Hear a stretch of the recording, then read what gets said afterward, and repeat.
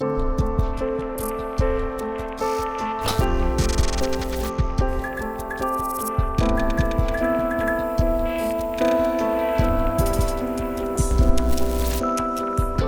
bienvenidos, bienvenida a la tercera sesión de Ciencia Aficionados de esta temporada, en la que analizamos una obra de ciencia ficción con dos investigadores para comenzar y después con todos vosotros, con todas vosotras.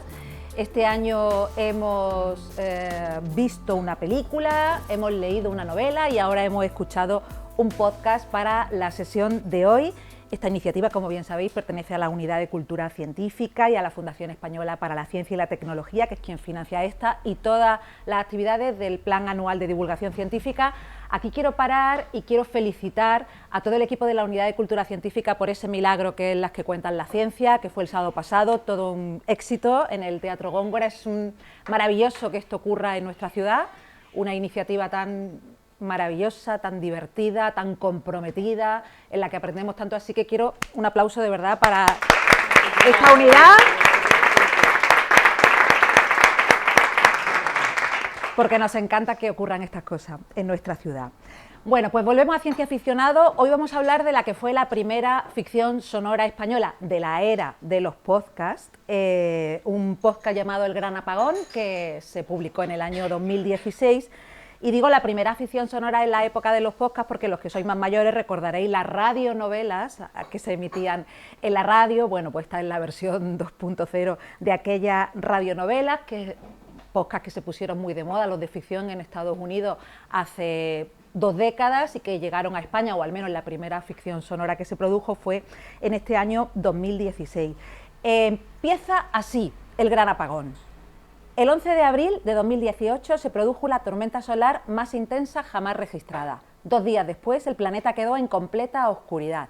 Este evento fue conocido como el Gran Apagón. Así comienza el primero y todos los episodios de la serie, y en el primer capítulo se añade: esta serie está compuesta exclusivamente por grabaciones documentales. Todas las administraciones consultadas han negado la veracidad de los documentos que aquí se presentan. Ningún gobierno ha querido hacer declaraciones. Toda una declaración de intenciones, nunca mejor dicho, al inicio del podcast, que nos cuenta cómo una tormenta solar de alta intensidad inutiliza todos los satélites y gran parte de los sistemas eléctricos del planeta, algo que afecta a las comunicaciones, a los transportes, a los hospitales o al suministro de agua. En esta ficción, numerosos científicos ya habían advertido de que esto podría pasar, una tormenta solar que provocara un gran apagón, las fatales consecuencias que todo ello tendría, pero nadie sabía cuándo podría ocurrir. Sobre esas consecuencias y sobre cómo fueron las primeras reacciones de los ciudadanos va la primera temporada del Gran Apagón, a la que le siguieron otras 2 temporadas en un formato thriller conspiranoico, añadiría yo. La serie de ficción la creó José Antonio Pérez Ledo, un guionista conocido en Ciencia Aficionados, porque hace 1 o 2 temporadas, no recuerdo bien, ya hablamos aquí de La Firma de Dios, un podcast suyo posterior que nos gustó muchísimo, y hace 9 años estrenó este Gran Apagón para Podium Podcast, que es la plataforma de podcast de Prisa Audio. Con este podcast es verdad que revolucionaron el panorama y alcanzó muchos millones de oyentes. En 2016, pues los responsables, Ledo y su equipo, imaginaron pues este futuro distópico sumido en el caos, y fijaos, aún ninguno de ellos había vivido la pandemia y las terribles consecuencias del COVID, lo que es la vida. En su mente, en la de José Antonio Pérez Ledo, estuvo acercarse a aquella ficción titulada La Guerra de los Mundos, que estrenó en la radio Orson Welles en 1938, no pensando en que la gente se lo creyera, porque hoy la gente no se cree lo que escucha, solo se cree lo que lee en las redes sociales. Nos hemos vuelto crédulos en algo, pero incrédulos en esto. Y dentro de la ficción, al igual que ocurría en La Guerra de los Mundos, se cruzan varias historias y dentro de ellas se construye a través de entrevistas, de podcast, de mensajes oficiales, incluso de comunicaciones entre radioaficionados, que son las comunicaciones que la tormenta solar pues no se ha cargado. Es una trama con múltiples puntos de vista, con algunas voces conocidas en la ficción: Miguel Reyán, Nacho Novo, Juan Rabonet, Irene Escolar, Nacho Fresneda, Tina Sainz, y en la tercera temporada aparece en un papel la actriz cordobesa Macarena Gómez. En el año 2022, Movistar Plus estrenó una miniserie titulada Apagón, que compartía la premisa con el podcast, la del apagón global provocado por una tormenta solar, pero con grandísimas diferencias en su enfoque, en su narrativa y en su estilo. De hecho, el podcast lo componen 24 episodios, la serie tan solamente 5 episodios además que son autoconclusivos, con personajes distintos. Esos 5 episodios estuvieron dirigidos por 5 grandísimos directores: Rodrigo Sorogoyen, Alberto Rodríguez, Raúl Arévalo, Isa Campo e Isaki Lacuesta. Y si bien el podcast, como decía antes, es un thriller muy conspiranoico, la serie se centra mucho más en lo social, en lo humano, en cómo las fuerzas del orden y en cómo los ciudadanos pues vivieron esta distopía del gran apagón global. Como siempre, un investigador y una investigadora van a analizar este podcast. Hoy reunimos a un experto en energía y a una experta en distopía. Fijaos qué grandísima pareja. Él, Luisma Fernández, es profesor del área de automática de la Escuela Politécnica Superior de Córdoba, donde también ejerce de secretario académico. Investiga en el ámbito de la optimización de la energía fotovoltaica en el grupo de física para la energía renovable y se ha centrado en la emergente tecnología agrivoltaica, que combina la producción agroalimentaria y fotovoltaica, buscando soluciones sostenibles para el futuro. Además de su carrera, confiesa disfrutar muchísimo escuchando la radio y fue uno de los muchísimos españoles que se dedicó a hacer bizcochos durante la pandemia junto a su hija y a escuchar podcasts como El Gran Apagón, que ya si El Gran Apagón me parece una distopía, escuchar este podcast durante la pandemia parece la gran rayadura. Teníamos tanto tiempo, ¿no? Y tantas horas, sí, fue un poco así. No sé, ahora no recuerdo ni cómo di con él, pero sí fue en la pandemia. Ahora el ordenador encendido todo el día y al final pues empecé a escuchar algunos podcasts, pero ya se hizo algo como en mí, bueno, fue una rutina, pero a raíz del tiempo, creo. Y, bueno, y empezar, y en la situación en que estábamos, pues la verdad que el gran apagón, viendo la dificultad de las realidades que planteaban, realmente había cosas que nos daban mucho que pensar, ¿no? A mí me hizo gracia cuando me lo contaste, porque yo me he acordado mucho de la pandemia escuchando el Sí, Gran claro. Ahora otra vez, porque ya ahora miramos con una cierta perspectiva, aunque hayan pasado solo 5 años, ¿no? Pero es verdad que realmente hay muchas cosas, los suministros, la falta, es decir, la conspiranoia, todo. Yo creo que hay mucha relación, ¿no? De hecho, seguro que surge hoy esas relaciones, que las vamos a buscar si no nosotros. Sin lugar a duda. Ella es Cristina Gámez, es profesora titular en el Departamento de Filología Inglesa y Alemana, imparte clases tanto en la Facultad de Filosofía y Letras como en la de Educación y Psicología. Sus líneas de investigación son narrativas distópicas, la cultura como resistencia a las tecnologías y el poshumanismo, o sea, el mejor sitio donde puedes estar hoy es aquí. Pasó más de 15 años en la Escuela Politécnica y gracias a eso conoce a Luisma, luego nos contaréis bien esta conexión, que me encanta. Y es responsable del grupo de investigación HUM676, investigadora principal del proyecto del Plan Nacional titulado Resistencia ante el Capitaloceno, narrativa de esperanza en el siglo XXI. Paro aquí.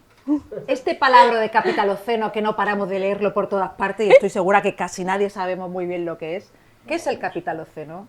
Es muy interesante el concepto porque a mí me resuena y viene de la palabra antropoceno, que es la previa a capitaloceno. O sea que el capitaloceno es antropoceno 2.0.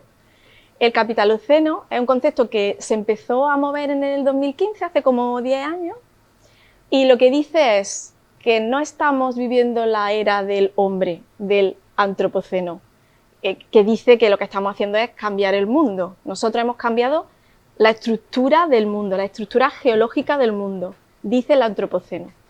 Y el capitaloceno lo que dice es, no, ¿qué dice? Eso no puede ser. Estamos en la época del capitalismo extremo y gracias a él o por culpa de él, nos vamos a quedar sin tierra. En eso consiste.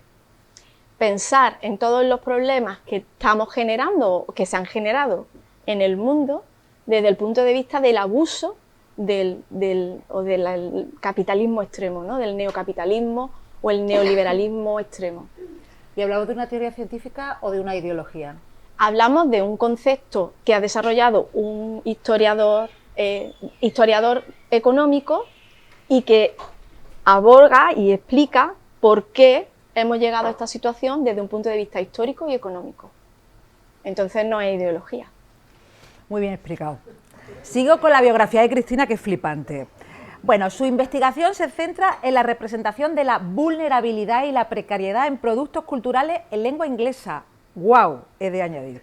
Uno de sus últimos trabajos publicados, que está por ahí, analiza la novela gráfica El Rompenieves y su adaptación primero al cine y luego a la televisión, una serie que podéis ver en Netflix. Es una historia que imagina un futuro distópico en el que la humanidad sobrevive en un tren que está en perpetuo movimiento sobre un mundo completamente helado por el cambio climático. Aquí no hay calentamiento global, sino todo lo contrario.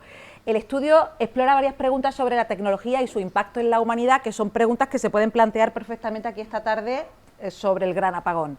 ¿Puede realmente salvarnos la tecnología cuando la Tierra no sea habitable o, por el contrario, nos hace más frágiles y más vulnerables? ¿Estas tecnologías contribuyen al deterioro del planeta o realmente son la alternativa? ¿Cómo cambian estos avances nuestra forma de entender el ser humano y cómo influyen en su organización social, económica y política? Bueno, ella disfruta mucho de la distopía, de consumir historias por tierra, mar y aire, pero también disfruta mucho desconectando las pantallas, leyendo en papel, es de las que va al gimnasio a las 7 de la mañana, practica la meditación y, como os decía, es consumidora compulsiva de historia y narrativa. Así que vamos a comenzar hablando sobre el gran apagón. Yo creo que ya puedo decir que tuvo mucho mérito estrenar en España un podcast como este en el año 2016, pero creo que ha envejecido regular. Se le notan un poquito los años a este podcast y más si los comparamos pues, con La firma de Dios, por ejemplo, ¿no? Con el podcast que José Antonio Pérez Ledo hizo años después, de la manera en que está ejecutado, cómo cuenta la historia, cómo se desarrolla. Es verdad que suena algo antiguo. Pero bueno, quería preguntaros si os enganchó esta historia desde el principio, ¿qué os ha parecido el gran apagón? A Luis me enganchó seguro, a mí sí me enganchó. en la pandemia. Sí, realmente, yo la vi en 2020, en fin, sí, y realmente no había envejecido, tampoco había tanta competencia. Sí es cierto que había que ver también las circunstancias en que se desarrolló. Fue un podcast que tuvo un metapodcast, de primera vez, es decir, y que tuvo en el mundo podcast tuvo mucha aceptación. De hecho, pues hubo eso, 500.000 descargas, que es decir, que realmente sí era un tema, es decir, un tema atractivo a priori. ¿Cómo ha envejecido? Bueno, pues es verdad, es que estamos hablando que en 10 años es la tecnología, vamos a hablarlo ahora, ¿no? Pero la tecnología en este ámbito pues se ha aplicado, imagino que empezaría, si era el primero de Podium Podcast, empezaría pues con poco presupuesto, por la gente, los conocidos, actores, amigos, que lo dijeron luego escuché también el Metapodcast, ¿no?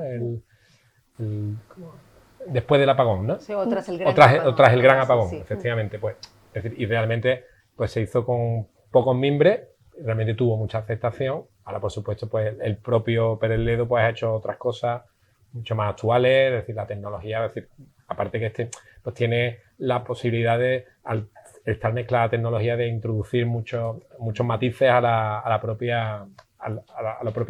que se escucha, ¿no? Entonces, yo creo que sí, bueno, en su momento a mí sí me enganchó. Yo creo que de la forma es una historia que da pie a mucha conversación. Época rara para conversar seguramente, pero yo creo que sí, para toca temas, estamos Cristina y yo aquí, que son amigos, pero en dos mundos muy diferentes, y está claro que vamos a tener mucha chicha seguro que rascar. ¿Y al experto en distopía? A mí me costó un poquito. ¿Pero lo habías escuchado antes o lo habías escuchado ahora? No, lo había escuchado antes, pero me había quedado a media. Me quedé en la segunda temporada más o menos a la mitad. Me pilló así en un momento así más liada y ya lo dejé y luego no volví. Y es una señal, ¿eh? Es una señal porque cuando algo me engancha y me tienen que dar con un palo para que deje de consumirlo, hasta que lo termino. Y la verdad que me costó un poco, porque también mi comparación era con la firma de Dios.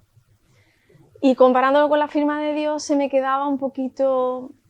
Sí que me ayudó que fueran capítulos cortitos, pero conforme va avanzando las temporadas se hacen los capítulos más largos, Sí. y ahí me costó también.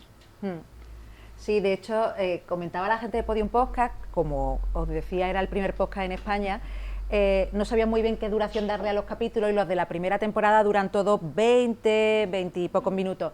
Y al parecer en Estados Unidos esto lo llaman el capítulo commute, porque es justo lo que dura la media de los viajes, de los transportes, pues yo qué sé, de ir de casa al trabajo, ¿no? Entonces por eso hay tantos podcasts, sobre todo estadounidenses y de la primera etapa del podcast, que duran los episodios justo para que te dure pues eso, el viaje de ida y luego te escuche el siguiente capítulo en el viaje de vuelta. Vamos, Luisma, con la pregunta del millón. ¿Cómo funciona una tormenta solar? ¿Cuántas posibilidades hay de que ocurra una tormenta solar en el planeta como la que ocurre en esta ficción? Bueno, yo primero me voy a excusar, porque sobre todo teniendo aquí a grandes físicos, ¿no? Es decir, el origen de una tormenta solar se responde en base al estudio del Sol, como podéis imaginar además. ¿Qué ocurre? Que, bueno, pues los científicos pues, podemos leer otras cosas, aunque voy a intentar explicar un poco por qué puede ocurrir y por qué no puede ocurrir cuando ocurrió en el podcast, que esa es otra, ¿no? Los ciclos solares están estimados en 11 años, habitualmente. Entonces, en estos 11 años, pues hay picos de máxima actividad solar y frente a los picos, pues también hay valles de poca actividad solar. Ahora mismo, en el 24, 25, 26, estamos en un pico de actividad solar. Y de hecho, también seguramente luego lo hablaremos.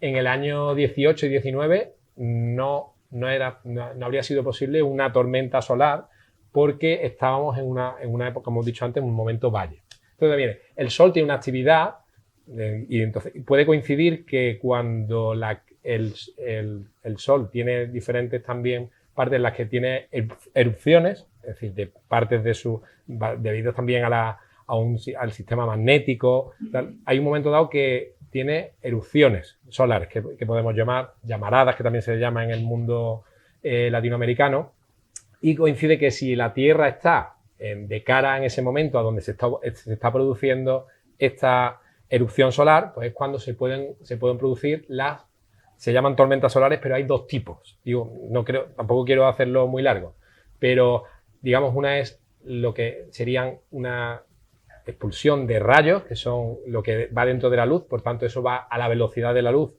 300.000 kilómetros por segundo, llega en 8 minutos desde el Sol aquí. Eso no es exactamente lo que parece que ocurrió, a lo que hace referencia en el podcast, y con todo lo que cuentan, es decir, que se supone que con varias horas de antelación pudieron saber qué venía la tormenta solar, y eso es una eyección solar también. Es decir, que desde la corona se emiten en plasma elementos que salen del Sol y acaban llegando a la Tierra a una velocidad obviamente tiene que ser menor que la de la luz, y por eso el tramo desde las 8 a las 36, 40 horas, que parece que con lo que contaron, el tiempo con el que contó, en principio, los gobiernos, las agencias, principalmente las dos agencias, que a priori China no la tenemos en cuenta, pues son bastante más cerradas al respecto. Tenemos la Agencia Europea y la NASA, ¿no? Que son, digamos, quienes tienen las dos entidades que tienen una potencia mayor para detectar este tipo de tormenta, o en este caso el estudio se llama el clima solar, en este caso el estudio de la astronomía en sí, pues la ESA y la NASA serían quienes de hecho en el podcast se hace continuamente referencia sobre todo a la NASA, pero la Agencia Europea, bueno, pues cuenta también con una serie de instrumentación, de sensores para poder detectar que puede ocurrir una tormenta solar, que luego hay que ponerle tormenta solar, tormenta geomagnética, porque ahora veremos entonces las las consecuencias de ella pues va a depender de que haya sido una cosa u otra, ¿vale? Porque habría que diferenciar entre las dos, aunque realmente de lo que habla, cuando la clasifica, ¿no? Por ejemplo, empieza una tormenta solar X9, ¿no? Que me le sale. Además son esas voces que ya no se dan en el podcast. Efectivamente, pues es una forma de clasificar esas llamaradas. Aunque luego las consecuencias hemos tenido no ha sido de esas llamaradas, que son la X9, hay X, hay M, hay C, hay B, y lo que hay, igual que los terremotos, digo porque la escala es parecida, cada una de estas escalas es 10 veces mayor una que otra. Es decir, la X, que es la máxima que teníamos, pues es 10 veces mayor que la M, y luego la D, la C, la B y la A, ¿no? Que son las que no tienen apenas consecuencias. Un poco por poner en contexto de lo que sería la clasificación de esto. Y por poner en contexto también, que antes se me olvidó decirlo, en el podcast, a partir de la segunda temporada, hay otra tormenta solar, o sea, ocurren 2 tormentas solares en toda la ficción, una primera para la que no está preparada la población y no está informada, una segunda para la que ya sí está preparada. La primera es en el año 2018 en la ficción, la segunda es en el 2020 o 21, no recuerdo bien, y se habla, es que ahora cuando has dicho lo de los 11 años, un poco la explicación científica que se da en el podcast es que las tormentas solares pueden ocurrir cada 11 años, pero que ocurre algo anormal en el Sol que hace que se multiplique la posibilidad de tenerla cada 2 años, si mal no recuerdo, o algo así. Ahí es donde entra un poco también toda la parte conspiranoica, en la que van contando que realmente y tiene sentido esa parte para que la gente se lo crea, decir que son 11 años en el tiempo solar, ¿no? Pues bueno, da igual, eso está estudiado. Y bueno, mientras no nos demuestren lo contrario, esos ciclos sí son en torno a los 11 años. Es decir, que en el 2030 y algo, pues estaremos otra vez en 33, 34, pues estaremos otra vez, o 35. Y Luisma, Sí. ¿es verosímil lo que cuenta la ficción? O sea, una tormenta solar de alta intensidad como la que se cuenta en el podcast puede provocar un gran apagón en toda la Tierra. Puede provocarlo, lo que pasa es que de hecho ha habido tormentas solares, 2024 ha vuelto a haber una tormenta solar de gran potencia, que son lo que ocurre es que se está preparado, es decir, y ocurre también que ha habido tormentas solares elevadas en las que pues ya a la vez que la tecnología está siendo cada vez más compleja y tenemos tecnología en casi cualquier sitio, pues lo que sí hay también es los medios para poder evitar este tipo de... Es decir, el evento Carrington, que es el que se habla, y es decir, es la tormenta solar medida mayor que ha habido, pues se entiende, es decir, finales del siglo XIX, 1850 y tanto. Es detectada por Richard Carrington, que era un astrónomo, ahora se le dice astrónomo aficionado, pero realmente, después de haber leído este fin de semana a Paco Bellido, con que la ha entrevistado a Aristóteles Moreno, son astrófilos, ¿no? Y este hombre en concreto lo que detectó y lo que hubo problemas, fue una tormenta, sería más de X9, y generó problemas con el telégrafo. Efectivamente, ¿qué ocurre? Que es que no había satélite. Ahora hubo problemas con el telégrafo, que era lo que teníamos. Es que realmente la electricidad estaba bajo mínimo, no había problema. No había tanta tecnología. Es decir, esa misma tormenta solar a día de hoy, si no hubiera medios para pararla, pues nos dejaría como describe el gran apagón. Tenemos ahora mismo más de 10.000 satélites. En los 5 últimos años hemos puesto en órbita más del doble de los satélites que había anterior, que se han puesto históricamente. Luego, no hace falta saber y rascar mucho para saber que nuestra tecnología, que somos muy dependientes de la tecnología, muy dependientes del consumo eléctrico, y por tanto un apagón sería un problema mundial durante los mismos meses. Pues estamos hablando y con las consecuencias sociales y económicas pues del tipo pues, del COVID, de nuestra pandemia, ¿no? Que es lo que tenemos más cercano, seguro. Sí. Más difícil que ocurra, no es... Yo mismo voy a quedar más dentro de 11 años cuando estemos... Pero a día de hoy, pues obviamente, pues igual que otras, también tenemos la forma de detectar está mucho más avanzada que hasta otros años, pues tenemos otros medios. Hay una parte en la que, y eso sí es cierto, aquí sí se mezclan la parte de defensa de los países, la protección civil aquí en España, en otros países, está mucho en la UME.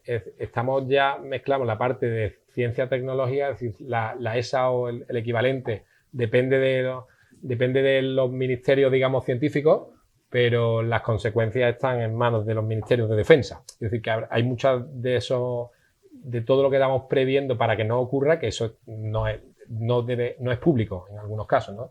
Damos por hecho que se está haciendo porque pues, ha habido otra. Ahí voy con Cristina, con la experta en distopías, porque bueno, nos quedamos un poquito más tranquilos sabiendo que esto por ahora se puede prevenir o la ciencia lo puede prevenir, pero si ocurriera el gran apagón o algo similar como el de la serie, ¿está la humanidad ahora mismo preparada, Cristina, para vivir un apagón de estas características? ¿Para vivir un momento distópico que deja de ser distópico? Yo diría para vivir sin internet casi, o sea, la electricidad casi que es lo de menos. En realidad lo que nos ha demostrado la pandemia es que cuando nosotros nos hemos apagado del mundo, porque nos hemos quedado metidos en casa, el mundo ha vivido. Date cuenta de cómo me salgo del podcast para explicarte lo que ya hemos vivido, que al final hemos visto cómo la naturaleza ha empezado a mostrar signos de regeneración o de... No es regeneración, es que hemos ocupado un espacio y se lo hemos arrebatado. Entonces, el que nosotros nos apaguemos, digamos, en cierto modo, nos permite encendernos a vivir con la luz solar. Nos permite, en fin, ¿qué posibilidades tiene la humanidad dejando de estar conectado a pantallas, Tiene su parte buena, su parte mala, por supuesto, porque perderíamos un montón de tecnologías que nos facilitan la vida, pero también es verdad que hay muchísimas tecnologías que no todos los seres humanos tenemos acceso a ellas y que al no tener todo acceso a ellas creamos seres de primera y de segunda y los hacemos más vulnerables. Y esto se ve mucho en esas distopías. Es muy interesante explorar las distopías porque te permiten ver cómo el ser humano, en su afán por desarrollarse, es verdad, avanza, pero avanza una parte de la humanidad, otra no. Eso pasa siempre. Ahí tenemos el sur global, ahí tenemos ese capítulo de la cárcel, en fin, las situaciones que en algún momento dado esas tecnologías hacen que unas personas estén en situaciones muchísimo más avanzadas. Al final tenemos otras que viven en la miseria, ya vivían antes del apagón. El apagón lo potenció. ¿Te parece bien cómo retrata el podcast la respuesta? Que tantos personajes tan plurales, porque es verdad que aquí se pone el foco en muchos puntos de vista y hay desde fuerzas de protección civil y de seguridad del Estado hasta gente que está en la cárcel, familia, los ricos, el gobierno del gobierno, como se le llama en el podcast, etcétera, etcétera, etcétera. ¿Te parece que está bien retratada la respuesta de la humanidad en el gran apagón? Mira, me gusta el hecho de que se muestren muchas posibilidades y que se contradigan entre sí. Que por un lado tenga a personas que intentan ayudarse entre sí, porque te hace ver cómo hay solidaridad entre ciudadanos de a pie, te hace ver cómo se generan situaciones en las que se crean asociaciones que pretenden ayudar, pero cómo esas asociaciones pueden también crearse para otros fines o radicalizarse. Esto pasa en las temporadas posteriores, ¿no? En la segunda y la tercera pasan más. Entonces, es muy interesante porque te permite ver diferentes posibilidades y diferentes perspectivas. Y ahora vemos, por un lado, Obama, Trump. Vemos, por otro lado, cómo intentan crear comisiones que luego no funcionan. Son comisiones que van más allá del nivel nacional. Entonces tienes radios locales que intentan emitir, tienes gobiernos locales, luego el gobierno, que se supone que está el gobierno español, ¿no? Que está intentando tapar o que no, qué tal. Esa pluralidad que muestra el gran apagón es muy interesante porque te hace ver como oyente, te hace ver cómo en realidad no hay una realidad, hay muchas realidades posibles y te permite tomar conciencia de la gran complejidad que tendría una situación de esas características. Y también te hace darte cuenta de que esa complejidad no es solamente para esa situación, es que nuestro día a día está sujeto a esas complejidades. Entonces, por eso es muy interesante. Sí, el mundo no es monocolor Aunque las redes sociales se preocupen de que parezca que sea monocolor o bicolor, ¿no? Sí. Pero hay muchos matices. Sí. Y eso yo creo que es una fortaleza que tiene. No sé cómo lo ves tú. Sí, pero la verdad que, por lo menos, yo creo que hay mucha diferencia entre lo que es la primera temporada respecto a las otras dos, ¿no? Porque plantea todo un desarrollo a nivel, de hecho, cuando lo estamos planteando, es decir, a nivel tecnológico, la respuesta está casi en dos capítulos, ¿no? Es decir, eso ya no tiene, o vamos a tenerlo, tiene el recorrido que tiene, se explica, se ve, luego decir, ¿qué se podría hacer? ¿No? Porque hay una parte que yo creo que se puede decir, ¿qué se podría hacer mejor para no depender tanto de la tecnología? Porque una cosa es que la tengamos a día de hoy, pero luego hay una parte, hay gente que se desenchufa y vive bien. Eso podríamos verlo. Pero luego, realmente, la primera temporada ya te plantea todo eso. Es decir, los diferentes puntos de vista, es decir, la iniciativa ciudadana, pero eso nos suena a todo lo que ha ocurrido también con la Dana, que lo hemos sufrido principalmente, se ha sufrido en un punto puntual, también durante la pandemia. Pero claro, el problema de la pandemia, sí nos conectamos, pero no teníamos problemas de acceso a comida. No teníamos problemas de acceso a agua. ¿Qué ocurre en... ¿Nosotros? Sí, claro. Es decir, claro, estamos nosotros. hablando de los que estamos escuchando podcast y tenemos claro. Pero que quien no tiene acceso a agua potable no lo tenía tampoco antes de la pandemia. Es decir, la pandemia no supuso... De hecho, a día de hoy hay mucha gente que con años, pasando los años, dice que bien estaba yo en la pandemia. Quien no tuvo a nadie cercano, es decir, tenía su trabajo, digamos, se acercaba una vez a comprar a la semana, quitando los 4 rollos de papel que faltaron en un momento dado, no hubo un desabastecimiento real. Y mucha gente disfrutó mucho de trabajar en casa, descubrió lo bien que se trabaja en casa. Algunos, ¿eh? Claro. Es decir, yo sí me planteaba, es decir, en comparación a lo que estaba cuando estaba escuchándolo, la posibilidad de que si no hay acceso, ahora mismo la logística del transporte, todavía, al menos en España, está basado en gasoil. ¿Y es en por qué? Pues estamos viendo, vienen en camiones. Es decir, en España se pudo optar por apostar por el tren, pero eso no lo tenemos. Y luego, es decir, bueno, y está claro, y no a todos los pueblos van a llegar. Pero y lo que tú decías antes, ¿no? Es una decisión en un momento dado política o basado en un hecho histórico. Y es decir, a día de hoy, nosotros como los camioneros, al contrario, las carreteras estaban vacías, llegaban bien, eso no era el problema era un problema sanitario. El problema a priori en este caso no era sanitario, pero sí hacen referencia a que hubo muertes por ejemplo, porque la gente luchando por comer o de acceso a la potabilización del agua, que depende en muchos casos luego depende de la posibilidad de un suministro eléctrico que no había. ¿Qué ocurre? Que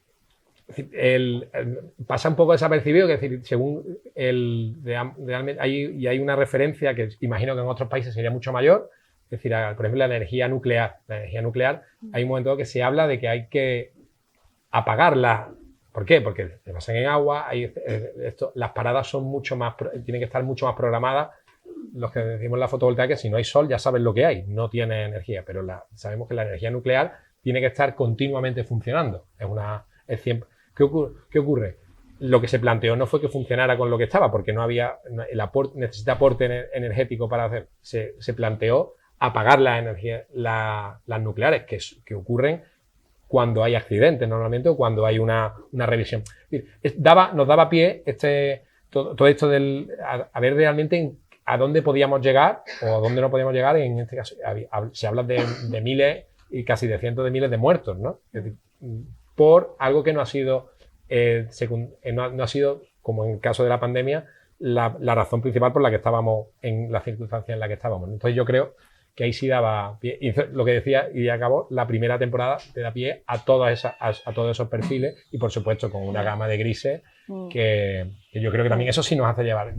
Y ahí vuelvo al principio, la segunda y la tercera me cuesta más, pero la primera sí me daba mucho pie, sobre todo al volverla a escuchar, ¿no? Daba pie a una conversación de este estilo o casi lo que pudo venir después, ¿no? Y luego hay matices que creo que sí, la sexta galla, ¿no? ¿Cómo responde la sociedad civil ante la pasividad, en algún caso no era no tanto de la pasividad, sino también incluso problemas de la propia gestión de la democracia, ¿no? Es un poco como responden. Que yo creo Gaia, a lo que se refiere a un grupo ecoterrorista que aparece en la tercera temporada. Pero volviendo a esa globalidad de la que hablaba antes Cristina, creo que están presentes, bastante presentes en el podcast, aunque sea hablando del norte global. Aparece Trump, como tú bien dices, recordemos que Trump gobernó en su primer mandato de 2016 a 2020. Por cierto, horrible Trump en el podcast. Hay un actor que lo imita y se lo podían haber ahorrado porque no es creíble ni serio ni nada. Pero bueno, broma aparte, este punto de vista de salir de nuestras fronteras y de nuestras ciudades, ¿crees que está bien resuelto en el podcast? Darle al menos este punto más plural también. Yo creo que es la manera que tenemos los oyentes de darnos cuenta de que no es que esté pasando en España, porque es verdad que la situación que se plantea, la primera temporada la que lo plantea, es una situación en España, en el territorio nacional. El hecho de que nos planteen otras circunstancias relacionadas con otros países nos hace darnos cuenta de que estamos todos enlazados, todos interconectados. Es imposible lo que pase en cualquier otra parte, y ya lo hemos vivido con la pandemia, lo que pase en cualquier otra parte nos va a afectar. En la bolsa pasa, en el momento que sale Trump, pues se viene abajo la bolsa.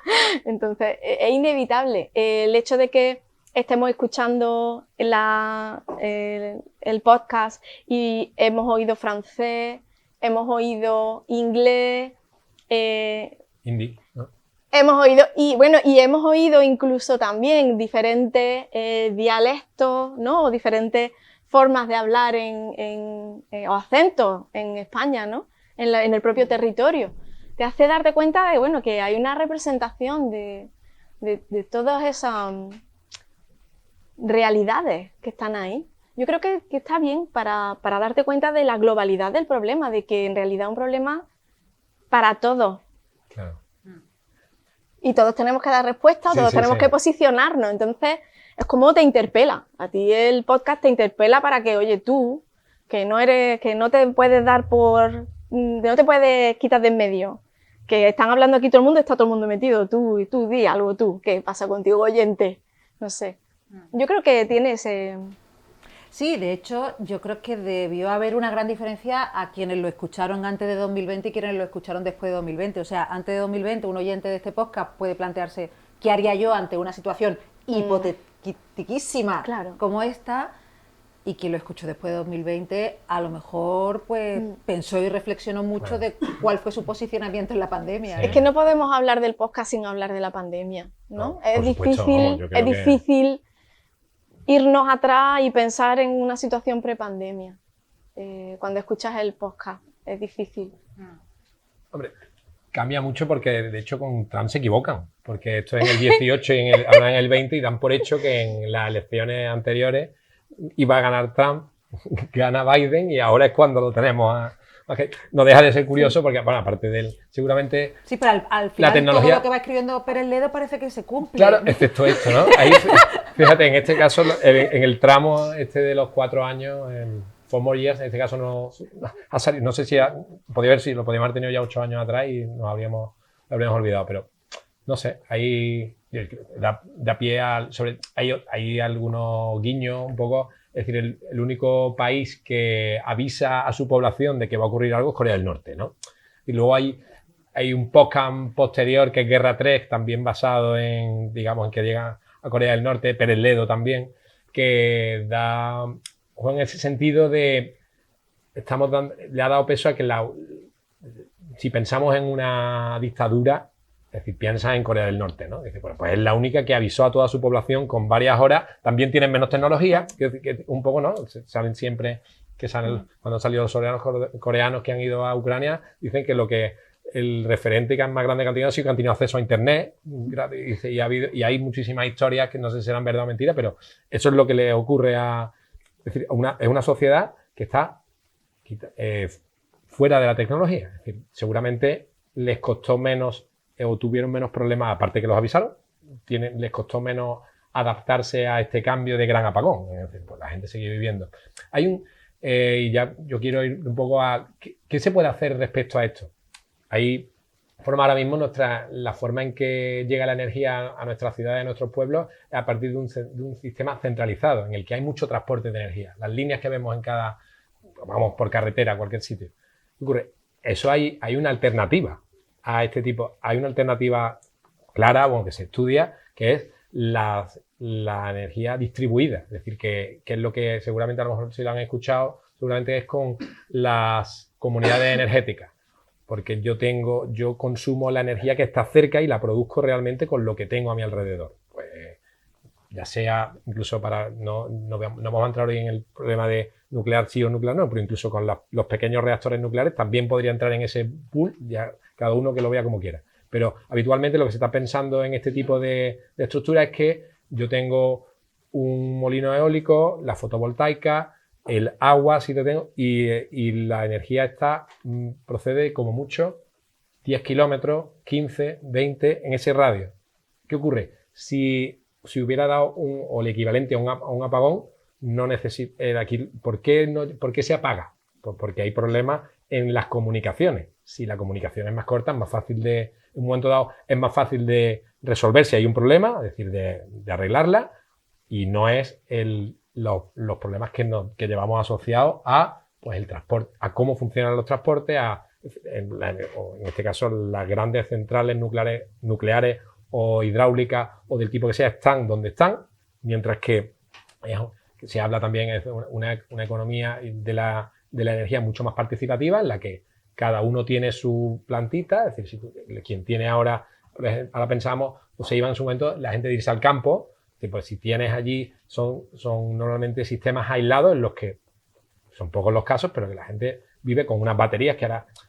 ¿Por qué tiene sentido hablar esto en 2025? Pues porque la tecnología de 2025 ya está permitiendo en muchos casos la asunción, la compra de baterías a bajo precio. Es decir, que el problema que teníamos, que seguramente lo han escuchado, es que la fotovoltaica sacaba el sol a tal hora y ya no tenemos... Efectivamente, eso es verdad y todavía. Pero ¿qué ocurre? Que cada vez es más barato, igual que las placas solares. Yo hablo un poco de lo que más conozco, ¿no? Las placas solares cada vez son más baratas. También su problema también se está resolviendo cada vez más porque la tecnología de las baterías cada vez también es más barata.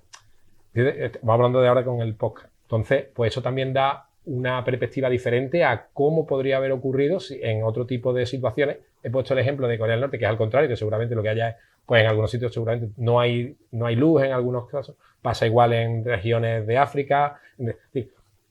Si tienes esto, el cambio no iba a ser tan grande para situaciones a día de hoy que están fuera de la tecnología. Yo lo estoy planteando al contrario, es decir, en una tecnología diferente o una forma de plantear la distribución, desde el punto de vista solo energético, que a lo mejor permitiría pues evitar este tipo de problemas, mucho más allá de los que, sin necesidad de que haya un gran apagón, tiene también muchas partes positivas, ¿no? De esto que cuentas de las comunidades energéticas, muchos vecinos del casco histórico de Córdoba están aprendiendo lo que es, porque como sabéis, en el casco histórico de Córdoba, aunque parezca mentira, no se pueden poner placas solares, aunque veáis los tejados llenos de placas solares en la azotea. Pero se está hablando mucho de comunidades energéticas porque ya hay comunidades de vecinos que se están planteando lo de los huertos solares. Claro. O sea, tener un terreno en la afuera de Córdoba, muy cerca de la ciudad, que suministre esa energía con placas solares que no pueden poner en su edificio, ¿no? Hay gente, obviamente, que lo está acogiendo con los brazos abiertos y peleándose con el vecino de al lado, que no lo ven lo normal, ¿no? Claro. Entre el género humano, pero es curioso lo que dices, porque es verdad que esto ya se está dando en la vida real y en nuestra ciudad. Pero fíjate, y vuelvo a Cristina y a lo que decía antes, nuestra vulnerabilidad ante la tecnología. Escuchando este podcast y tras lo que ocurrió en la pandemia, que todos fuimos tan dependientes de lo tecnológico, a muchos o sea, no te voy a decir nos salvó, ¿no? Es exagerado, hubiéramos vivido exactamente igual, pero quiero decir, pudimos trabajar desde casa gracias a la tecnología, no nos faltó ver series y películas gracias a la tecnología y un larguísimo etcétera, ¿no? Pero escuchando este podcast, una sí que se plantea que somos realmente frágiles y vulnerables por nuestra absoluta dependencia a todo esto. Y además, cada vez más, y además... Y en lo emocional, además. Es que esa es la cuestión, que lo que es el entendimiento que tenemos y es el campo del poshumanismo, ¿no? El entendimiento que tenemos del ser humano incluso está cambiando. El poshumanismo plantea que nuestro concepto tradicional del ser humano ha cambiado en parte por las tecnologías. Te pongo un ejemplo tan simple como que cuando una persona lleva un marcapasos puesto o cuando una persona lleva una prótesis puesta, esa persona tiene tecnología en su cuerpo y esa tecnología le permite estar viva. Es vulnerable si no tiene acceso a ella, pero también es vulnerable cuando la tiene, porque en el momento que eso falle, su vida puede fallar también. Entonces nos da una oportunidad, pero también nos enfrenta a otro riesgo, el riesgo de, es obsoleto, se puede quedar obsoleto el mecanismo X. Si ese mecanismo tiene un cortocircuito, yo me muero. Entonces, esa es como esa ironía, ese cruce de caminos en el que nos deja siempre la tecnología. ¿Es una comodidad a la que tenemos derecho o es una obligación que tenemos que tener? El teléfono es una obligación, por poner otro ejemplo, ¿no? Es una obligación, todos tenemos ya que tener teléfono, porque si no tenemos teléfono, no existimos. ¿Tenemos que tener redes o si no tenemos redes? En fin, ahí ya planteamos, ¿mi identidad es también mi identidad digital? Si yo no tengo una identidad digital, ya no existo. Si yo no soy capaz de conectar con los demás a través de redes, ya estoy aislada. Entonces no puedo conectar con los demás, empiezo a tener problemas emocionales, psicológicos. Todo eso es fundamental. Y la gente sobrevive por los radioaficionados sobrevivían porque eran los que podían, ¿no? En el podcast, por ejemplo. Vamos a plantear un par de temas ya muy breves y damos paso al público, pero claro, en cualquier distopía, ¿qué sería una distopía sin un escenario en donde reina la antipolítica o en donde, bueno, pues existen las noticias falsas, el periodismo ciudadano, etcétera, ¿no? Me hace gracia cómo, de alguna manera, como una consecuencia directa de la situación distópica, pues emerge la poca creencia en la política y en quienes gobiernan, etcétera, y más comparándola con la antipolítica existente en nuestro momento, en donde no se da ningún escenario distópico. Tú me decías antes de comenzar, Cristina, que aquí no faltan en el gran apagón ninguno de los elementos de cualquier distopía pura, ¿no? Y este es uno de ellos. Sí. Ciudadanos que dejan de creer en el sistema. Sí. Forma parte de las distopías, forma parte de los momentos en los que hay muchísima incertidumbre. Viene siempre asociado. En momentos en los que hay mucha incertidumbre se ve reflejado en todos los productos culturales que analizo. Evidentemente mi punto de vista es de los productos culturales que analizo. Y en todo ello siempre emerge esa situación, incluso la radicalización, los movimientos de radicalización, que también los estudio, también emergen de esas situaciones de incertidumbre.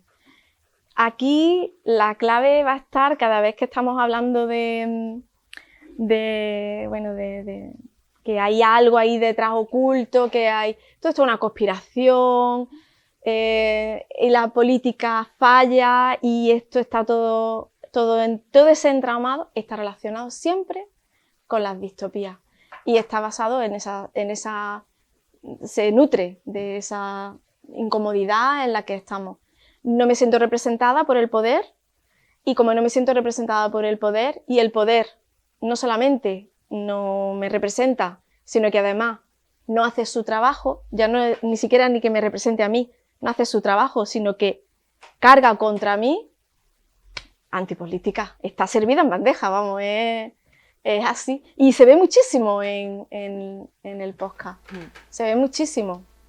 Y luego en este podcast, como si fuera una especie de matrioska o muñeca rusa, pues de repente aparece un podcast dentro del podcast, un podcast que además a Luisma le ha llamado mucho la atención, el lado oscuro o la mitad oscura. La mitad oscura. Hay con aroma un poco Iker Jiménez, por un lado tiene ese aroma pseudocientífico, etcétera, pero ojo, aquí también se da una ironía como la de Corea del Norte de la que tú hablabas antes. El podcast es el que supuestamente está contando la verdad, el que cuenta que han sacado las obras del Museo del Prado cuando ocurrió el gran apagón, el que habla con aquella familia de radioaficionados gallegos que han visto unos camiones sospechosos yendo a un refugio. Es curioso, ¿no? Porque con la información que tenemos ahora mismo, ese podcast nos resulta como oyentes bastante sospechoso, pero luego durante la ficción cuentan muchas cosas que son verdad y que el gobierno está ocultando a los ciudadanos. Es curioso, ¿no? Sí, no, tiene toda la razón en el sentido. Veíamos que puede ser muy similar a algunos productos televisivos, bueno, en varios ámbitos que se nutren también de las redes, de la... En este caso el científico este era real, ¿no? A veces hay algunos elementos también que ocurren ahora a día de hoy en estos productos de los que hablamos, en los que hay pseudocientíficos, porque ponen a un científico al lado. Esto es como cuando dicen, ¿por qué no me pueden llevar a discutir con un terraplanista? No, vamos a ver. Es que no al lugar, según qué comparaciones, aquí te traen al que ha estado repartiendo alimentos en 700 sitios a la vez en Valencia, junto con el que ha dicho que en el COVID se distribuían los granitos, los micro... Y el tío realmente se había publicado no sé cuánto. Es que no sé. El problema yo creo, del producto este es cuando pones al mismo nivel y sin ser clasista ni mucho menos. Están hablando de gente que no están capacitados para ello. El problema es que se le da, pues igual que ahora se está llevando creo que a un antiguo futbolista, llegó el otro día, que se está llevando a determinados programas y el tío es terraplanista y lo lleva, ya está en 6 o 7 medios. Es decir, empezó por un programa de radio deportivo, pero ya sale a mediodía en las televisiones. Es decir, ¿qué hacemos llevando a este tipo de personajes a demostrar que la Tierra es plana? Sí, bueno, no creo que haya que... Pero entonces, es verdad que este podcast en concreto era todo lo contrario. Es decir, que es un periodista que muestra datos y es decir, cuando no hay apagón, cómo graba. Y las grabaciones, creo que se nos ha podido quedar lo de los radioaficionados. Seguramente que hay gente que los ha vivido o tenía la propia comunicación que se hace en el teletaxi, la de taxis, que es lo que todavía, digamos, yo esto lo planteo a mis alumnos, es decir, eso todavía existe. Es decir, ese tipo de comunicación que a lo mejor los que ya estamos con unos pocos de años lo hemos visto, conocía, o tenía el padre de un amigo tenía una emisora de radioaficionados. Eso lo hemos vivido casi todos, pero lo más cercano que hay a lo que se podía emitir, eso durante el gran apagón acaba. No sé si hay un punto que es sobre todo, tú que has trabajado en radio además, ¿no? Es decir, en la onda media. Es decir, vamos a emitir solo en onda media. Porque eso tiene una explicación científica porque cuando hay, lo que hemos hablado antes, no es el momento, pero cuando hay una tormenta geomagnética, hay diferentes frecuencias a las que se emite, vamos a dejarlo ahí, y que ocupan determinadas bandas donde se van emitiendo, que no se verían afectadas por según qué. Entonces, por eso se emitía, o decía el gobierno, que se iba a emitir en AM y no se hace en FM, que es lo que ahora todos escuchamos, aunque ahora son todas digitales. Pido que no quiero, vamos, para que tampoco nos llevemos a engaño. Eso realmente a mí sí, eso sí me puso un poco otra vez a leer. Me gustó el podcast en ese sentido porque me hacía un poco ese punto 10.1 que ya voy teniendo, es decir, que había determinadas tecnologías y el por qué emiten onda media. Claro, es que ya nadie sabe que existió la AM. Bueno, pregunta a cualquier menor de 30 años. Bueno, eso quiere decir que no hay... que es la AM. No, quiere decir que, bueno, y ya la onda corta, ¿no? Ya estamos hablando de que es la que escuchaban en el pueblo de mi padre. Nosotros escuchábamos y podíamos escuchar la holandesa. Yo cuando estuve viviendo, la primera vez que me fui a vivir al extranjero, escuchaba la SER y la COPE porque escuchaba en onda corta y radio nacional internacional, ¿no? Eso también te hace un poco, a los que tenemos esta generación, la mía, ya a mí me acercó mucho al podcast porque te daba pie a decir, verdad, esto lo estoy escuchando descargado en el móvil, pero esto normalmente lo habría escuchado en esa onda media que se había escuchado hace mucho tiempo y que todavía a mí en ese sentido, perdona que te interrumpa, pero en ese sentido me encanta cuando estás escuchando el podcast y empiezas a oír, que lo hacen mucho, ese ruido, ¿no? Ese ruido blanco. Ese ruido blanco que tanto sale, a mí me gusta mucho, porque primero... Dicen que es maravilloso para dormir. Sí. La gente que tiene problemas para dormir se pone ruido blanco. Los bebés. Y no tan bebé, ¿eh? No sé si mi hija es carne de cañón de haberla dormido con ruido blanco. Una aplicación que te descargaba, no hace falta que lo forzaras tú poniéndolo en la emisora en la que ni uno ni otro, que es donde se puede coger el ruido blanco, ¿verdad? Pues me gustaba especialmente el ruido blanco porque es una manera de hacerte ver cómo entras en una etapa antigua, añejilla. Viejuna. Ahí, bien. Y también otra cosa que también te quería comentar al hilo de la parte sonora, ¿no? Me gusta mucho cuando la música la sintonía inicial me gusta mucho porque de repente se calla, de repente salta con una explosión. Esa sintonía digital creo que ahí estaba bien conseguida porque simulaba un apagón y luego es como saltaba de nuevo, ¿no? Esa fuerza con la que saltaba, cómo se quedaba de repente otra vez callado, otra vez saltaba. Me parecía que era una buena metáfora de esos sobresaltos que íbamos a tener potencialmente si seguía habiendo tormentas solares y seguíamos con esta carrera que nunca terminaba, ¿no? Y cierro con el tema Iker. A mí me gusta mucho el tema Iker y que lo comparemos, pero sobre todo porque quiero poner en duda al narrador que nos mete en la historia. Ese narrador que nos mete en la historia, ese señor ¿de dónde ha salido? Yo quiero saber, con esa voz. Yo quiero saber su padre y su madre y ese hombre, porque al final no deja de ser pseudo periodismo de investigación o es periodismo de investigación de verdad. Yo que siempre estoy cuestionando a los narradores, ese narrador que me está diciendo todo lo que te vamos a contar aquí, es como que te está diciendo, mira, tú vives en un caos, pero yo te lo voy a contar todo. Y ahora te lo voy a poner todo en orden y te voy a demostrar que todo esto es porque está hecho en contra de toda la ciudadanía. Y ya ahí tienes la conspiración servida, pero te la está vendiendo el narrador desde el principio. Pero te lo está metiendo desde ese punto de vista de, no, pero esto es periodismo de investigación. Y entonces, claro, ya empieza uno a decir, pero vamos a ver, este periodismo de investigación, ¿cómo ha conseguido encontrar la grabación de Xiana y de su padre? Y ya te empieza. Entonces, hay como varios niveles en los que puedes dudar de la veracidad de lo que estás escuchando. Y esa parte me parecía muy interesante. Tengo una última pregunta para que me contestéis muy brevemente, pero no puedo dejar de hacerosla. Aquí hemos leído muchísimas novelas de ciencia ficción, fundamentalmente hemos escuchado algún podcast, hemos visto alguna película, alguna serie. Y curiosamente, en casi todas las distopías siempre aparece en movimiento, hay una gran parte de la ciudadanía que quiere aprovechar el desastre para cambiar el mundo, para salir por fin del sistema capitalista. Siempre hay esas buenas intenciones. Cuando vivimos en la realidad la distopía, aquella pandemia en la que tanto se nos decía, vamos a salir diferentes, esto nos va a cambiar como sociedad, la realidad nos ha demostrado que nada de eso. ¿Tú crees que Trump conseguirá más que la pandemia? Bueno, puede ser. Pero a ver, ¿qué opinas tú, como experta en distopías?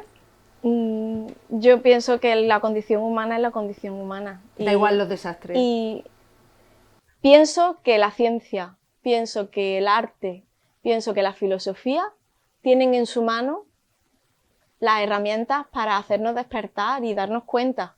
A través de series como la del apagón, te planteas cuestiones.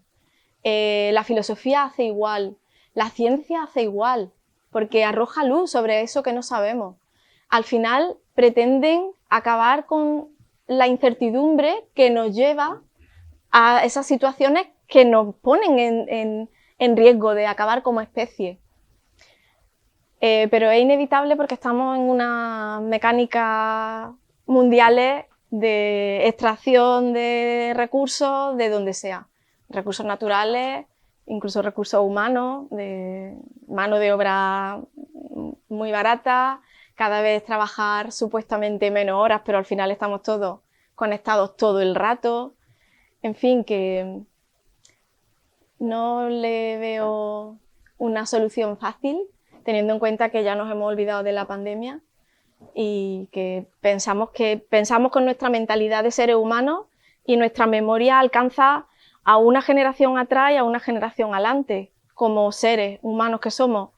Y más allá de mi bisabuela, yo ya de mi tatarabuela no te sé contar nada. y de la pandemia que la tenemos aquí, y mirando al futuro, igual, porque no vamos a estar y nuestros hijos llegarán igual. Entonces, miramos al mundo así, pero el mundo lleva aquí, ¿cuántos? ¿Siglos? No, más, miles de millones de años. Entonces, tenemos una mentalidad muy cortoplacista, no miramos más allá, no miramos en intentar vivir de otra manera, aunque está habiendo movimiento, no puedo negar el movimiento que se preocupa de que los hay, y toda la ciencia va por ahí, las personas que se dedican en filosofía a investigar en eso también, pero evidentemente hay una pugna de narrativas, y en eso estamos, en pugnas de narrativas. Lo que pasa es que hay una narrativa que va mucho más rápido, la de la mentira corre mucho más Claro. que la del arte, la ciencia, la cultura, Claro. etcétera.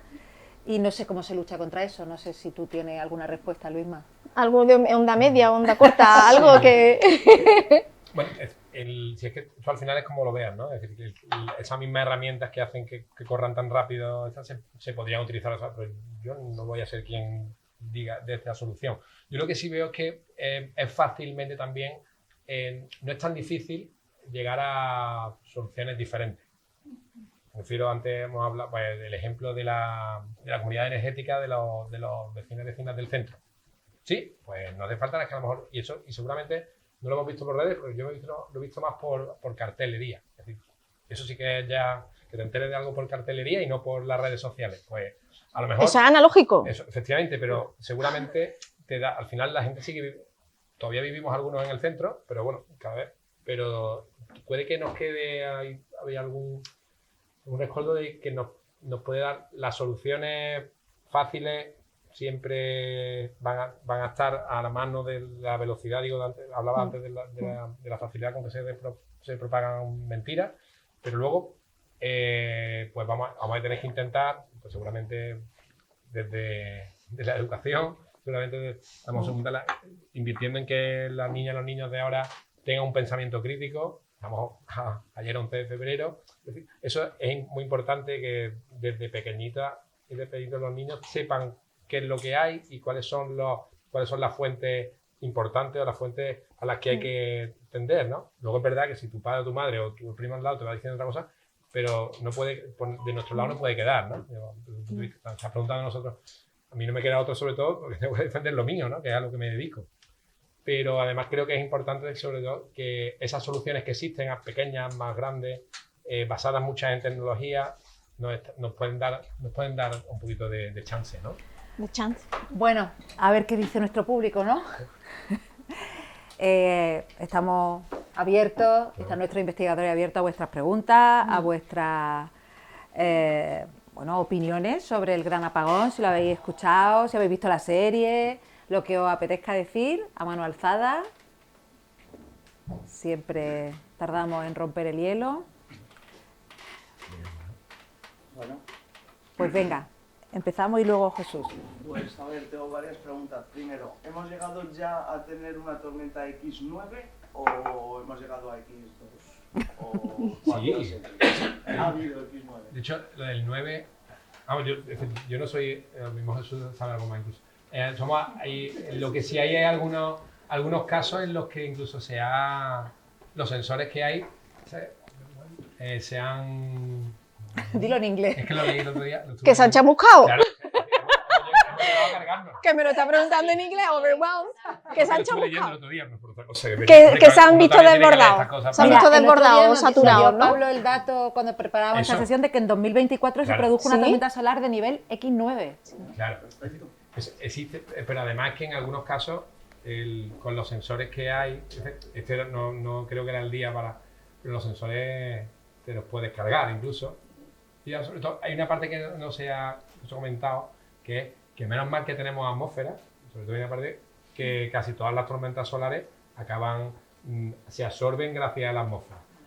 Lo que sí, y eso yo no lo sabía antes de todo esto, y ya he aprovechado que los que están bien jodidos son los astronautas que están fuera de la atmósfera. atmósfera. Esas tormentas solares, esa exposición a rayos X, a rayos gamma, es decir, todo el espectro, Es decir, por eso sí tienen que estar preparados porque como les coja una tormenta solar, a ellos fuera, si os fijáis en el podcast y en general no se habla de las consecuencias sanitarias de recibir una tormenta solar, que son apenas son, y eso es verdad, pero es porque tenemos atmósfera, sinceramente, digo un poco para que esté terraplanista, pero el problema es la atmósfera y los sensores, ¿no? Es decir, ahí se ha llegado y yo he leído que X23 se da por hecho que sí, que se ha podido llegar. Sí.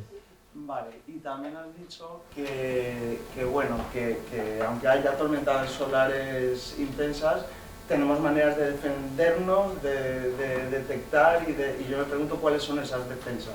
O sea, ¿cómo podemos, cómo se para una tormenta solar? No se para. Es decir, de hecho, ¿Se palia a la que normalmente normalmente físicamente se pueden llegar a ver cuando empiezan a verse auroras boreales fuera de las latitudes habituales, ¿no?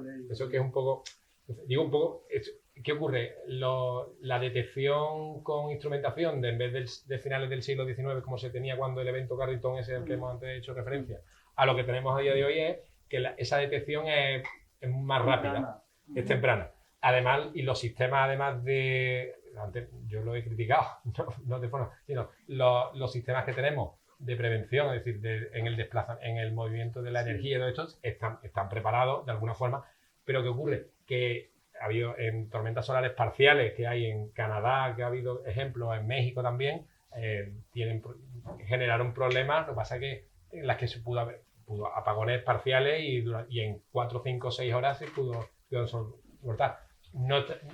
La concurrencia de un gran apagón, pues no tenemos constancia, no sé, aquel tuvo que ocurrir, pero realmente como no había pues no lo sabemos. Jesús. No, nada, quiero que me recuerde esta pregunta porque era mucho más tranquilo. Los sistemas funcionan, ¿no?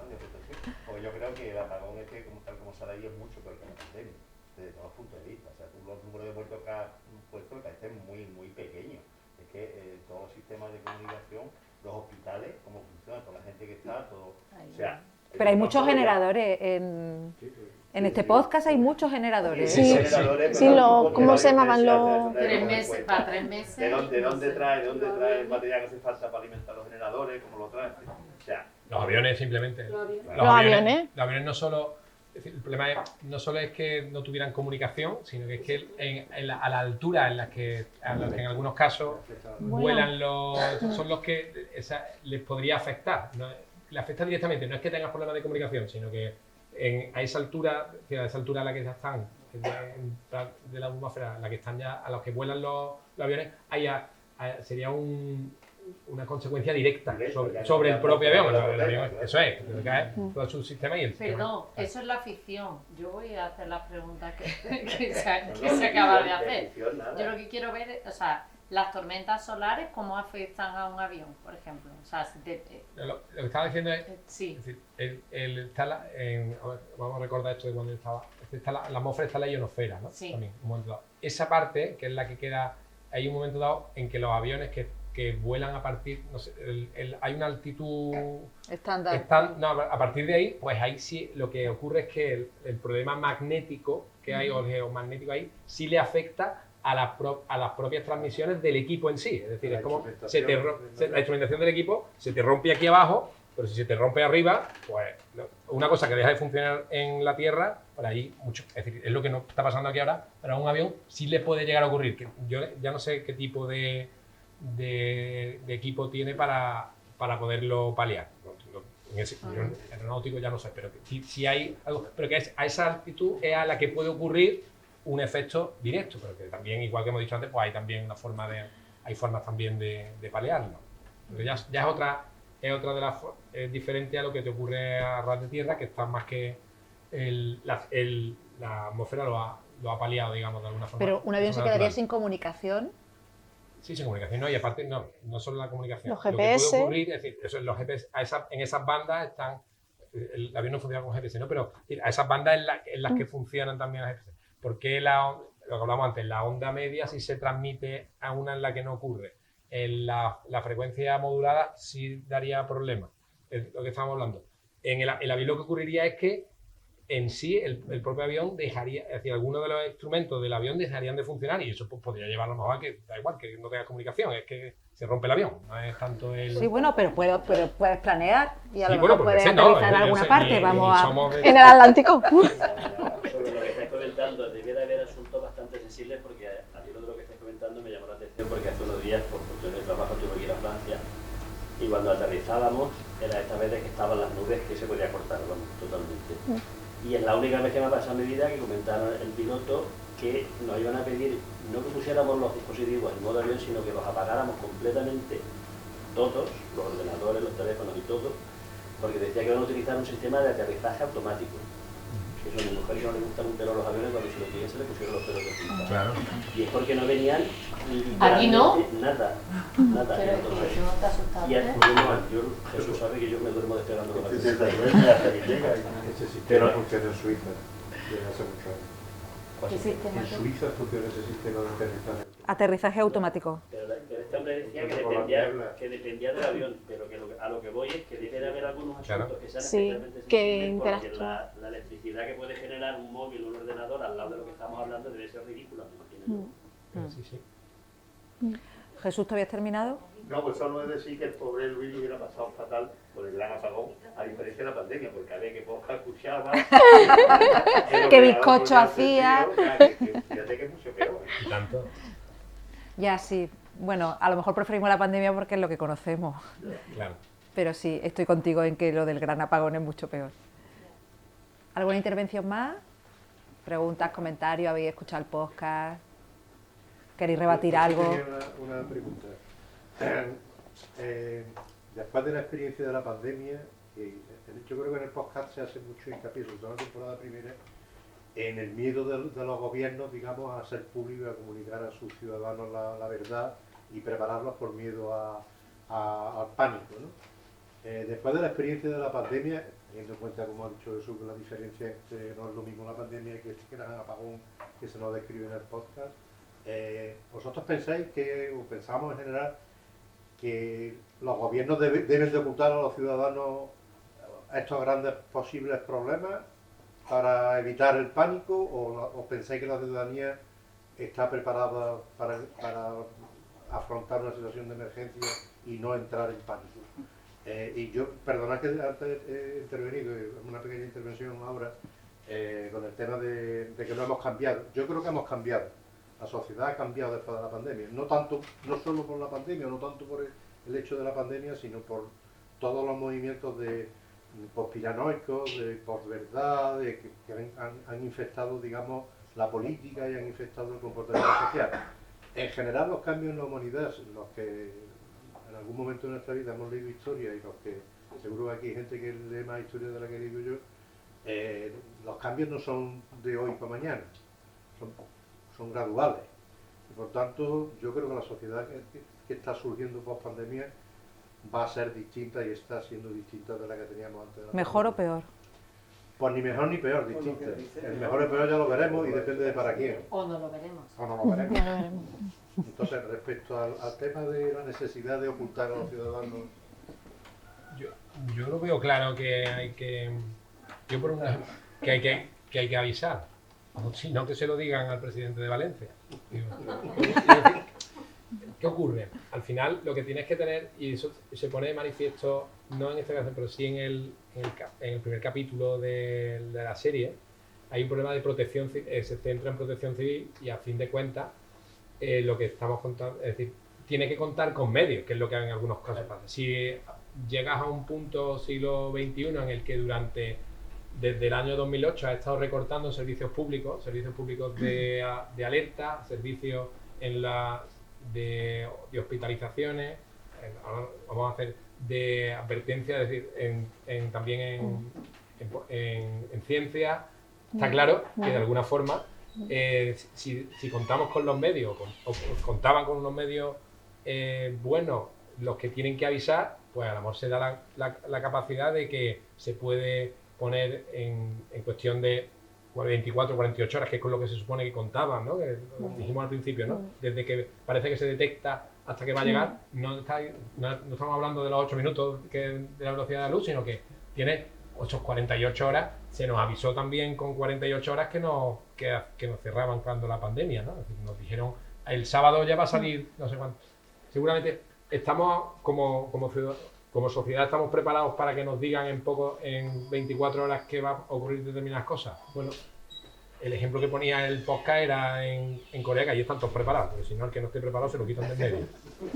Pero realmente yo creo que sí, que la parte, el no, ya sabemos cómo parece que ocurrió, ¿no? Es decir, yo abogo por eso, luego tiene todos sus matices, por supuesto. Confía en la sensatez de los ciudadanos, ¿no? Yo confío en que quien esté en ese puesto de responsabilidad sepa lo que tiene que hacer, que es muy complejo, pero también debería estar, lo que no debe estar es determinado. La comunicación de crisis es toda una ciencia, quiero decir. Claro. O sea, se estudia. Eso es, claro. Estudia comunicación, estudia comunicación de crisis, entonces, bueno, como lo planteé el podcast, pues te puede parecer, a mí me parece muy interesante toda la parte que habla de los medios de comunicación tradicionales, el acuerdo con los medios de comunicación, eso en este país ya ha existido, ha sido ETA, hazme caso, ha sido ETA, y fue una manipulación en ese caso, ¿no? Y el pero, que nos contaron una milonga nos entonces, bueno, el papel de los medios de comunicación tradicionales, como lo plantea allí, ¿no? Pero creo que, como lo plantea el podcast, ¿no? Como se hizo en España, se harán en España, en Europa y todo, se harán tesis doctorales en las facultades de comunicación dentro de mucho tiempo, porque todavía no tenemos la distancia. Pero sí que hay una estrategia que sigue muy de manual. En el caso de España, cuando ya las evidencias apuntaban a los aerosoles como el mecanismo de transmisión más evidente, más que el contacto, y dejamos de fregar con lejía hasta el último tomate, no teníamos mascarillas, no había suministro de mascarillas, eso había que comunicarlo de una manera determinada, porque si no nos íbamos a lanzar a por la... En fin, que creo que... Pero en este sentido es muy gracioso el hecho de que en el propio podcast hay una segunda tormenta y la segunda vez sí que avisan, y en el podcast sí que se ven los dos puntos de vista. Dicen, mira, ves, yo pensaba que uno decía que no había que decirlo, porque no sé si era una chica, decía, no se debe decir porque si se dice se van a producir una serie de altercados que va a ser imposible de controlar. Ese argumento es absolutamente idiota. Claro. Porque da igual que lo digas antes, en cuanto sea, se van a producir, ¿no? Claro, va a ocurrir. Antes puede hacer que mucha gente esté preparada para poderlo afrontar mejor. Porque los problemas que pueda haber de esto, que si eso disturbe, no sé qué, eso lo va a haber. En el mismo sentido, tanto si lo dices antes de que aparezca, como cuando llega la situación complicada. Si tú lo dices antes, vas a conseguir que mucha gente con los dedos de frente, que tengan una cierta responsabilidad, incluso a nivel particular. Que son la mayoría. Que son la mayoría. Un ejemplo idiota, cuando lo de la pandemia, eso de que avisaran, tal vez fue un sábado, un viernes por la noche, un sábado. Nosotros el lunes dimos todas las clases. Ya organizamos, tuvimos el fin de semana para organizar y no perder ni una clase. Y nunca nos habíamos enfrentado a esto, pero tuvimos ese margen de tiempo para hacerlo. Si no te lo dices, no lo tienes. Eso es una tontería, pero llévalo a donde quieras. Por eso lo gracioso es que el podcast se hizo antes de la pandemia y que en el podcast te plantean las dos situaciones. Por eso me parece muy interesante, porque podemos ver el podcast, que es un producto cultural, con esa perspectiva de haber tenido en medio nuestra pandemia. Nosotros veríamos el podcast totalmente distinto si no hubiéramos tenido la pandemia, de hecho, ¿no? El final de los cortes de voz de toda la gente de la SER, de Francino, de toda esta gente, digo, es que los sacas y yo creo que han tenido que decir algo así en 2020. En la realidad. En la realidad, o sea, es que son esas frases de hoy vamos a escuchar las historias, el Francino por la tarde, la otra, vamos a contaros todo lo que ha pasado en estos 3 meses. O sea, pero mira, hilando con lo que tú decías, muy Elena... verosímil desde el punto de vista del periodismo y de la comunicación. Yo, en la física, se me escapa, ¿vale? O sea, yo las tormentas, las ondas medias... Pero hilando con lo que tú dices, y si hay algo que nos ha enseñado la pandemia, es que para quienes nos gobiernan y para quienes son los encargados de gestionar y de cuidar, digamos, a la población, creo que le dan muchísima más importancia a la gestión de la comunicación de una crisis que a la de la propia crisis, y a los hechos de la pandemia me remito. Todos recordaréis como ese fin de semana, primero, en el que todos estábamos en estado de shock, el rey aprovechó para anunciar que le quitaba a su padre la asignación de no sé qué, ¿no? Que a mí aquello sí que me pareció distópico, digo, ¿pero esto qué es, no? Quiero decir, estábamos en otra película, o sea, claro, evidentemente, ¿no? Porque fue a la escuela de Claro, pero porque es lo único que importa. Quiero decir, es que la crisis da igual, y como la ciudadanía afronte la crisis da igual. Lo importante es la imagen que nosotros damos ante esta crisis y que contamos para que a nosotros no nos dañe, pero en términos de comunicación, esa es la única realidad que importa, ¿no? Es así. Entonces, pues vamos de culo. Ejemplo, y no voy a mencionar ninguno porque ya tenía todo el mundo, pero vamos, de crisis políticas muy gordas que han tenido que ver con gestiones pésimas de unos gobiernos o de otros, y que al final te das cuenta que el responsable en cuestión, más que importarle si estaban los cadáveres o no identificados, por poner un ejemplo, O si eran hilillos de plastilina. o si eran hilillos de plastilina, era que no se supiera y que pareciera que el gobierno lo estaba haciendo todo maravillosamente bien. Luego, si a los 3 o 4 meses había reportajes de investigación que decían que aquello fue una catástrofe de gestión sin parativo, pero como ya se había vendido la moto que se quería vender, y normalmente la gente no presta mucha atención a la información detallada que tiene detrás, pues eso tiraba para adelante. Bueno, y ya porque no da tiempo, y no hemos abierto el melón porque no nos ha dado tiempo del gobierno, que es un episodio de este podcast y que además del que se habla mucho de cómo las élites afrontan esta distopía, este gran apagón con respecto al común de los mortales, ¿no? Y cómo no solamente se guardan las piezas de arte del Museo del Prado, se salvan del gran apagón, sino también, bueno, pues la élite económica, etcétera, etcétera, etcétera, ¿no? Esto pues lo tendremos que dejar para otra ocasión. De hecho, eran personajes anónimos. Sí, eran sí, sí. los poderosos, que no tenían nombre y que nadie sabía realmente quiénes eran, que no eran el gobierno. Eso es lo muy interesante. Bueno, pues aquí lo vamos a dejar, pero abriendo una ventanita, porque nos quieren recomendar, Luisma y Cristina, obras para próximos ciencia aficionados, y me encanta este apartado, así que invito a los investigadores a... Cristina. Bueno, yo me quedo con el rompehielos de Cristina, que creo que tendríamos que analizarlo aquí. Elena, apunta. El rompenieves. El rompenieves, perdón. El rompenieves es un cómic francés de los 80. Luego se hizo la versión en película de Bong Joon-ho, el director, que también director de Parásitos. Eso fue en 2013, y luego en 2020 adaptación a serie de televisión en Netflix, una serie de Netflix. Entonces ahí tenemos la misma historia contada en 3 formatos distintos. Esa podría estar muy bien, porque ahí tenemos un tren que va recorriendo el mundo, lo has dicho tú al principio, que va recorriendo el mundo, un mundo helado donde no es posible la vida de ninguna de sus formas. Y ahí están metidos ahí en un tren sobreviviendo una serie de personas con poderosos. Ahí está la historia.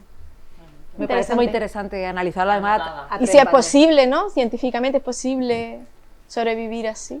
Muy interesante. ¿Y Luisma? Bueno, yo creo que me falta el título, ahora lo quiero buscar, pero creo que es importante también que tratar, si pudiera ser, tratar también lo que es la energía ya en el día a día, ¿no? Las opciones, hay incluso algunas pelis que hemos hablado antes de soluciones particulares que podrían llevarse a cabo que se podrían extender a mucha más población. Bueno, sí, luego me acuerdo. Energías cotidianas. Sí. Yo me he acordado mucho de la serie Colapso, escuchando El Gran Apagón.